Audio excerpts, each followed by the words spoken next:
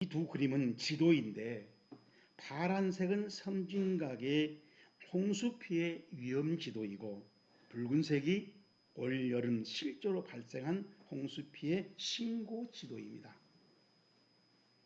두 지도가 거의 일치한다는 사실을 한눈에 알아볼 수 있습니다.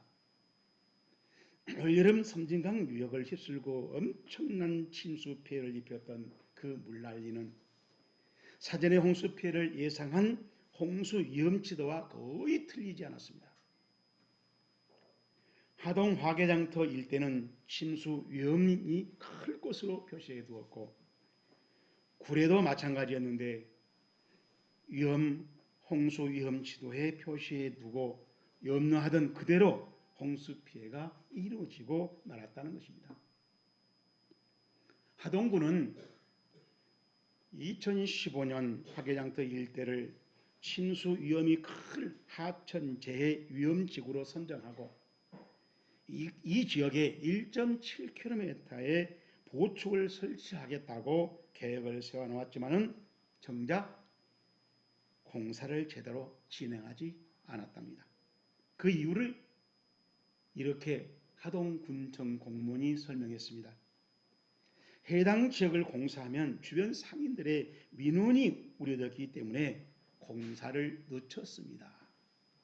라고. 구례군청도 답답한 입장은 별로 다르지 않습니다. 올여름 막대한 수해 침수 피해를 당했던 구례의 봉동리, 바로 연마을인 봉북리 일대를 최우선 방제 사업 구간으로 지정해 두었지만은 정작 방제 사업을 실행하지 않았습니다. 그런데 하동군과 구례군 모두 이번 침수 이후에 당장 해당 제방공사를 바로 시작했다고 합니다. 이러한 경우를 두고 인재다 또는 소잃고 외양간 고치기다 라고 말을 하지요. 소잃고 외양간 고치기가 어리석다는 것은 지나가는 아이들도 다 압니다. 그러나 독버섯처럼 우리 생활 한권 곳곳에 생기는 이유가 있습니다. 정부는 2001년부터 예산 100억 원을 투입해서 각 지역별로 홍수 위험지도를 선정하고 또 분석해서 홍수 위험지도를 만들어 놓았답니다. 그런데 그 지도를 시민들한테는 공개하지 않는 겁니다. 그리고 공무원들만 들어가서 볼 수 있게 합니다. 그런데 환경부에서는 아니다. 일반 시민도 군청에 또 시청에 들어가서 보면은 다 열람해 준다. 그렇게 제도가 돼 있다. 라고 하는데 실제로 가보면은 그 지도를 보기가 굉장히 어렵다는 것입니다. 이렇게 서로 미루는 핑계 행정이 바로 소잃고 외양간 고치기를 만들어낸다는 것입니다. 그런데 이 소잃고 외양간 고치기 안타까운 신앙생활을 오늘 설교 본문에서 잘 보여주고 있습니다. 우리 함께 55절을 한번 볼까요? 54절 보겠습니다. 54절. 배에서 내리니 사람들이 곧 예수신 줄을 알고.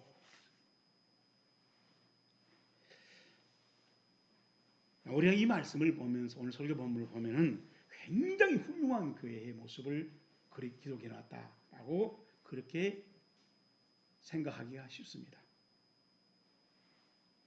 그 이유는 오늘 54절 말씀처럼 예수신 줄 알고 우리가 믿어야 할 대상이 누군가를 확실히 해서 예수이기 때문에 움직이기 시작했다는 거예요.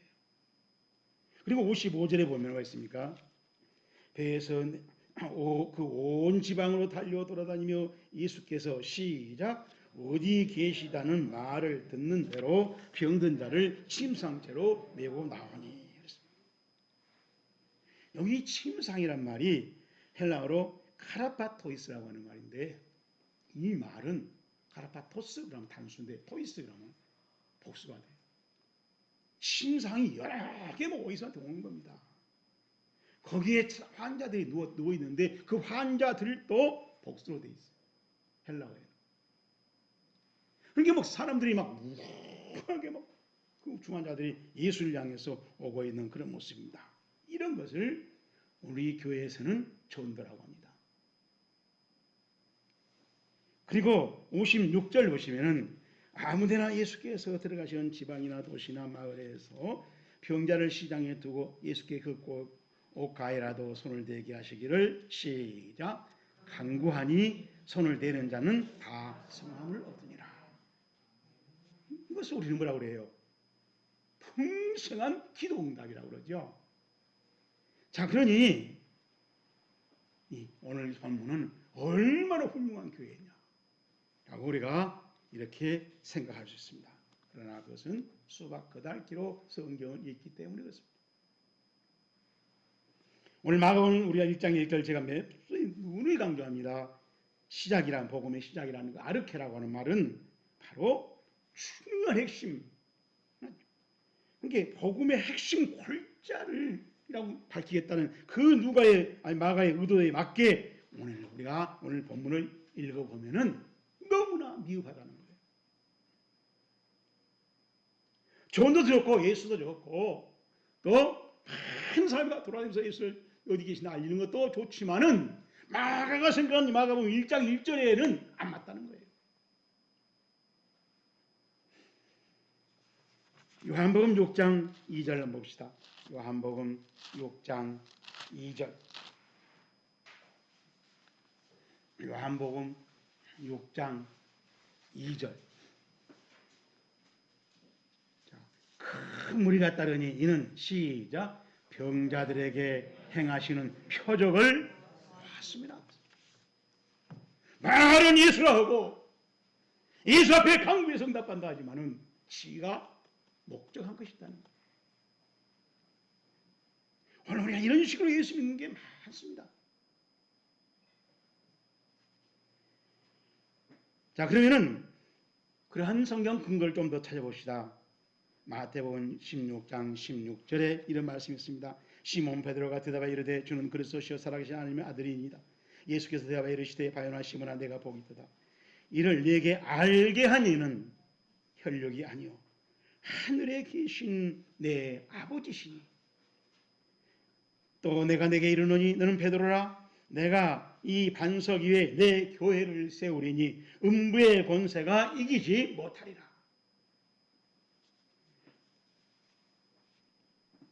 내가 천국 열쇠를 내게 주리니 내가 천국의 땅에서 무엇이 매면 하늘에서 매일 것이요 내가 땅에서 무엇이 풀면 하늘에서 풀리리라 하시고.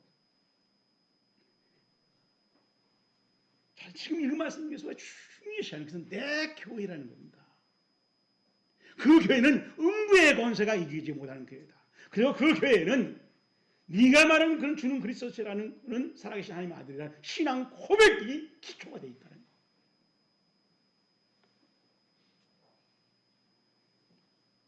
그것은 하나님 아버지께서 알게 해주셔서 깨닫게 되는 거야 라고 예수님이 그래서 그걸 중요시한다는 거예요.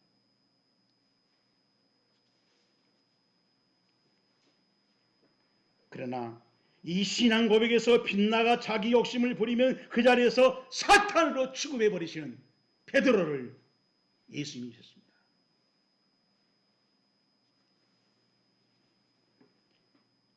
그렇다면 음배의 권세가 이기지 못하리라는 이 말씀으로 우리 한국 교회를 저울질해 본다면 한국 교회는 지금 전혀 없다. 있어도 난 상관없다. 많다. 항상 제 질문은 3번이 답이라고 그랬어요. 올바른 교회를 생각하면서 반드시 점검해야 할 사실이 또 하나 있는데 그것이 하나님 나라입니다.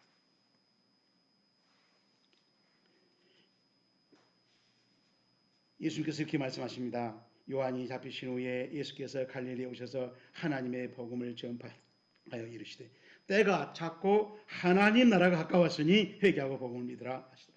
마가복음 1장 15절에서 이것이 복음의 골자입니다 라고 마가가 말했다고 이미 설교했습니다. 사도행전 1장 3절에 이런 중요한 말씀이 있습니다. 그가 또 고난을 받으신 후에 십자가 위에 부활을 말하죠. 또한 그들에게 확실한 믿음의 증거로 친히 살아계심을 나타내사 40일 동안 그들에게 보시며 하나님 나라의 일을 말씀하시니라. 부활하신 후에 예수님께서 하나님 나라 일만 집중적으로 말씀하시다 승천하셨다는 거예요. 또 골로새 1장 13절에서 바울은 이렇게 말합니다. 그가 우리를 흑암의 권세에서 건져내사 그의 사랑의 아들의 나라로 옮기셨으니 그 아들 안에서 우리가 속량 곧 죄사함을 얻는다. 우리가 구원받다는 게 뭐냐? 이 세상 나라에서 하나님의 나라로 옮겨져서 구원받은 하나님의 백성이 바로 우리는 천국 백성이고, 그래서 우리는 하나님의 자녀라 할 수 있다는 것이죠. 그래서 바울은 로마서 10장 17절에서 기억합니다. 하나님 나라는 먹는 것과 마시는 것이 아니요 오직 성령 안에 있는 의와 평강과 희락이라. 이제 하나님 나라에 구원받은 옮겨졌으니 얼마나 기쁘고 즐겁고 그 하나님의 법칙으로 사는 정의롭게 살 수 있게 됐다는 것이죠. 그래서 예수님 말합니다. 누가복음 17장 17절에서 또 여기 있다 저기 있다도 못하리니 너희 나라, 너희 하나님의 나라는 너희 안에 있느니라. 자, 이 말이 중요해요. 너희 안에. 이 너희의 말이 엔토스 휘몬 에스틴 에스냐 말은 지금 있다는 말이에요. 현재. 휘몬 너희들 안에 엔토스란 말인데, 이게 엔토스란 말을 사전에 찾아보면 위시 우리 마음속을 가리키기도 했고요. 위시 우리 마음속에, 너희들 마음속에 이렇게 볼 수 있고, 또 여러분과 나 사이 한 복판에 이런 뜻도 있어요. 미드스트. 그런가 하면은 또 어멍 여러분과 나 사이 중간 지점에, 그러니까 하나님 나라가 이루어지면은 내 마음에도 천국이 이루어지고 인간관계 속에서도 얼마든지 천국이 이루어지고, 그래서 천국 문화가, 천국 나라가 이루어진다고 존재한다는 것이에요. 그러면 설교 본문은 넘치는 치유 기적과 총도운 전도와 쏟아지는 기도 응답이 실제이고 사실이고 인정하지만은 하나님 나라는 너무 즉흥적이었다. 왜 그렇게 보는가? 54절 보겠습니다. 배에서 내려니 사람들이 곧 시작 예수신 줄 알고, 예수신 줄 알고라고 하는 이 말을 우리가 헬라어로 보면 유시스 곧 즉시 에피고논테스, 이 말은 안다란 말이에요. 히브리 말로 안다는 말이 기노스코라고 해요. 근데 거기다 에피란 말 붙여놨어. 에피란 말 위로부터 알게 하는 어떤 그런 작용이 이루어서 생기는 지식을 말해요.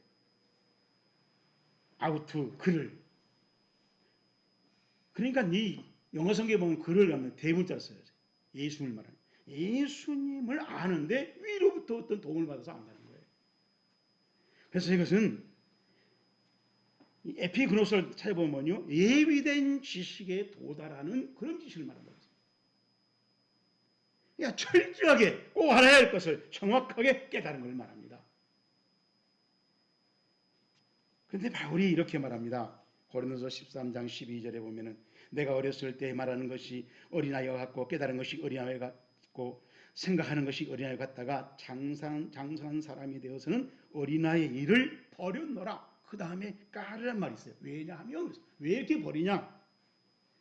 우리가 지금은 거울로 보는 것 같이 희미하나 그때에는 얼굴과 얼굴을 대하여 볼 것이요 지금은 내가 부분적으로 아나 그때는 주께서 나를 아신 것 같이 우리가 온전히 아니라. 그래서 두 단어를 씁니다. 우리가 부분적으로 희미하게 지금 알고 있는 것을 기노스코 그랬어요. 그냥 우리가 아는 지식입니다. 우리가 공부해서 지식에서 암기해가지고. 그런데 주님이 하는 거, 그리고 주님과 같이 앞으로 우리가 천국 가서 알게 되는 거, 그것을 에피그노스코 그랬어요. 온전히 알고 주님이 하는 것이 있다는 것입니다.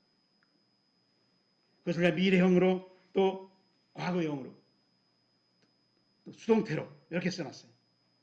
바울은 분명하게 차별해서 구별해서 단어를 쓰고 있다는 것입니다.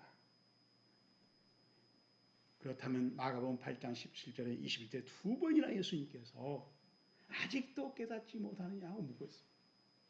오늘 이 설교 본문이 다 이룬 다음에도 아직도 깨닫지 못해? 얼마나 더 보여야 돼? 얼마나 더 설명해야 돼? 얼마나 기다려야 돼? 이런 심정으로 예수님이 답답하게 묻고 있습니다. 그러므로 오늘 설교 본문이 훌륭한 교회라고 얼마든지 착각할 수 있고 고집을 부릴 수 있고 그리고 긍정적으로 우리가 생각하자고 그렇게 하고 넘어갈 수 있다는 거예요.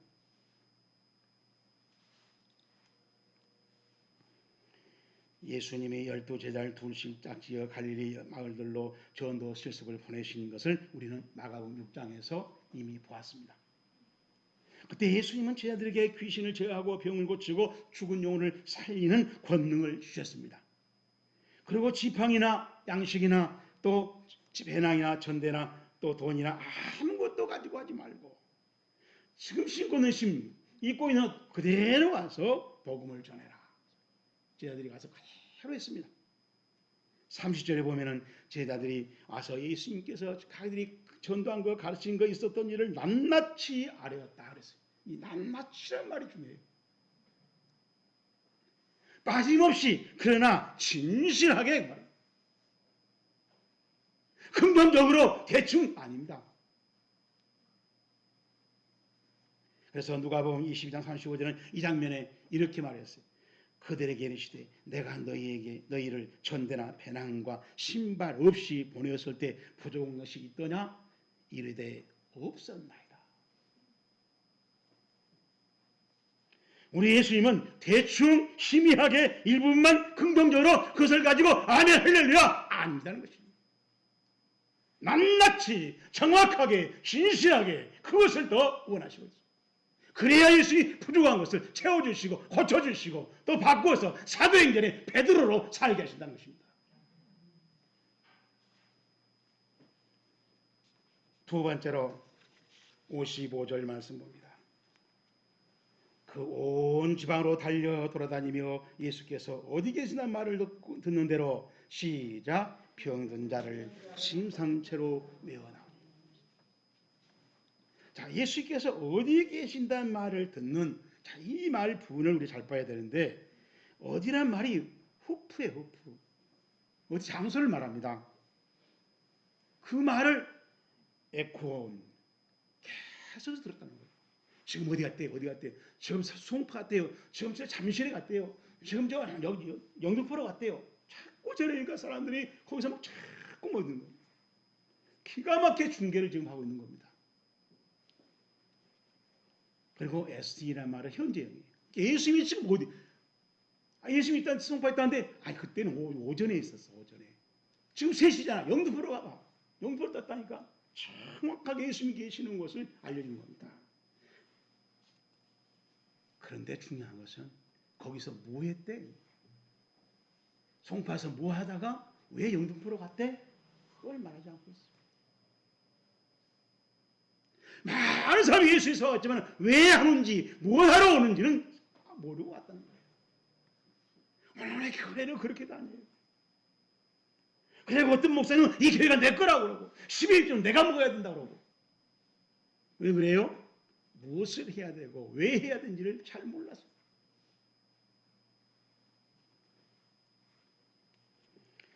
그래서 바울이 로마서 3장 25절에서 이렇게 말합니다. 이 예수를 하나님이 그의 피로써 믿음으로 말미암는 화목제물로 세우셨으니 이는 하나님께서 길이 참으시는 중에 전에 지은 죄를 함가하심으로 자기 의로우심을 나타내려 하심이니 곧 이때에 자기 의로우심을 나타내사 자기도 의로우시며 또한 예수 믿는 자를 의롭다 하려 하심이라. 예수 믿는 사람을 하나님이 의롭다 하는데 그것은 예수님을 화목제물로 믿는 사람의 경우에 죄를 그 사람이 죄가 있어서 하나님이 고민하고 끝까지 그 죄를 붙들고 기하고 있어요. 근데 할 수 없이 화목제물로 믿으니까 그 죄를 옆으로 밀어치운다는 거예요. 헬라어로는 바로 그 파레신 우리가 그 예수님 진노하게 일으키는 그 죄와 하나님과 사이에 담을 만들고 죄를 할 수 없이 지어. 왜? 우리가 예수님을 화목제물로 믿기 때문에. 그럼 오늘 본문에 모든 사람들이 화목제물을 알고 있으면 찾아왔냐고. 누가 요한복음 말씀하셨잖아요. 표적 때문에 왔다는 거예요. 표적.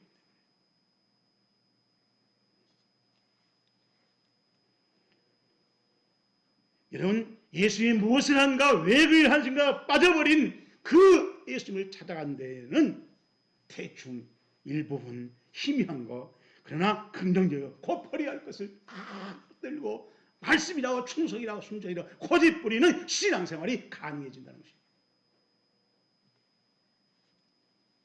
우리는 그런 신앙생활을 좀 더 온전한 것으로 성령님께서 깨닫게 하면 금방 바꾸고 버리고, 그래서 우리의 신앙이 진보가 되고, 그래서 그리스도 장성 분량까지 우리가 올라가야 되는 것입니다. 이 신앙생활이 잘하는 거예요. 하나님은 이사야 선지자를 통하여 이런 말씀을 하셨습니다. 이사야서 1장 11절에 여호와께서 말씀하시되 너희의 무수한 재물이 내게 무엇이 유익하뇨? 나는 순양의 번제와 살찐 짐승의 기름에 배불렀고 나는 소송하지나 어린 양의 순염소의 피를 기뻐하지 아니하노라. 너희가 내 앞에 보이러 오니 이것을 누가 너희에게 요구하였느냐? 내 마당만 밟을 뿐이라. 15절 너희가 손을 펼 때에 내가 내 눈을 너희에게서 가리고 너희가 많이 기도할지라도 내가 듣지 아니하리니 이는 너희 손에 피가 가득함이라. 알맹이가 없는 종교 행위를 반복함으로 하나님이 지긋지긋해서 받을 수가 없다는 거예요. 그것을 우리는 주일 성서라고 그러고 충성이라고 그러고 순종이라고 그러고 우리는 사명 감당한다는 말로 우리는 그냥 뒤집어 둔갑시킨다는 것입니다. 헛수고인데도 헛예배인데도 우리 자신을 잘 점검해 보는 게 축복입니다. 마지막으로 왜 오늘 설교 본문이 좋은 기회라고 할 수 없는가? 56절에 있습니다. 아무데나 예수께서 들어가신 지방이나 도시나 마을에서 병자를 시장에 두고 예수께서 그의 옷가에라도 손을 대게 하시기를 간구하니 시작 손을 대는 자는 다 성함을 얻으니라. 아멘. 간구해서 예수님이 허락해서 그 간구한 내용이 이루어졌다는 거죠. 이거 우리 기도 응답이라고 했죠. 그런데 놀랍게도 다 그랬어. 다 100%란 얘기잖아요.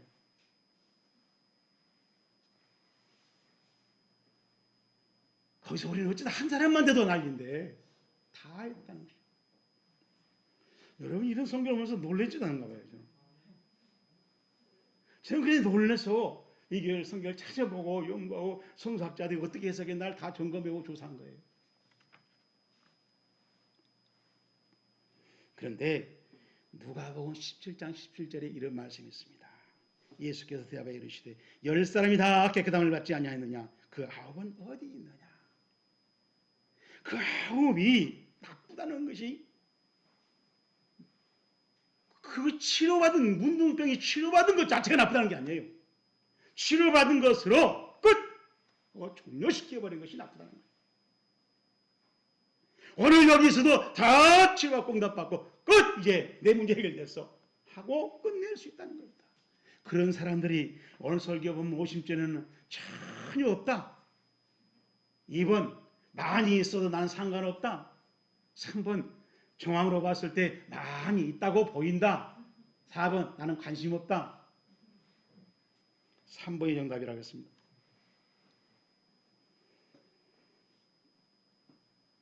그러므로 염려에 이르기를 무엇을 먹을까 무엇을 마실까 무엇을 입을까 하지 말라. 이는 다 이방인들이 구하는 것이라. 너희 하늘의 아버지께서 이 모든 것을 너희에게 있어야 할 줄 아시느니라. 그런즉 너희는 먼저 그의 나라와 그의 일을 보라. 그리하면 이 모든 것을 너희에게 더하시리라. 가난하게 사는 것이 축복이 아니라 하나님께서 봐두고 하나님께서 이루어 주시는 신앙 삶 속에서 이루어질 때 그것이 축복이라는 거예요. 기도는 자기 욕심 채우기가 아니라는 것입니다. 서울에서 웬만한 병원에 가보면 의사를 찾아온 사람들이 바글바글 거려요. 그런데 의사를 꼭 찾아가서 고쳐야 할 병이 환자가 많이 있는데 또 그 사람들은 이성하게 그 의사를 찾아가지 않는 환자도 많아요. 예를 들면 과해병 환자, 허영사치병 환자, 자기 밥그릇 뭉치기병 환자, 편파수사병 환자, 몰라요병 환자, 배째라병 환자, 대통령 감옥 가는 병 환자, 국회의원병 환자, 방탄국회병 환자, 철새 정치인병 환자, 투기병 환자, 뇌물상납병 환자, 채물 빼돌리기 환자, 부정이박병 환자, 노조 만들기병 환자, 파업병 환자, 지역차별병 등등 많습니다. 이런 중환자들이 고치려고 하지 않는다는 것입니다. 오늘 설교 본문 이제는 훌륭하게 본다면 그 사람들이 그래도 예수님한테 와서 옷을 만져서 고치더라고요. 이게 고치지 않으면 그 사람들이 우리 사회를 썩히고 나라를 망쳐버리잖아요. 나만 해먹고 감옥 가면 됩니까? 얼마나 우리를 힘들게 만듭니까? 예수님한테 찾아와서 병이라도 고쳤으면 좋겠다.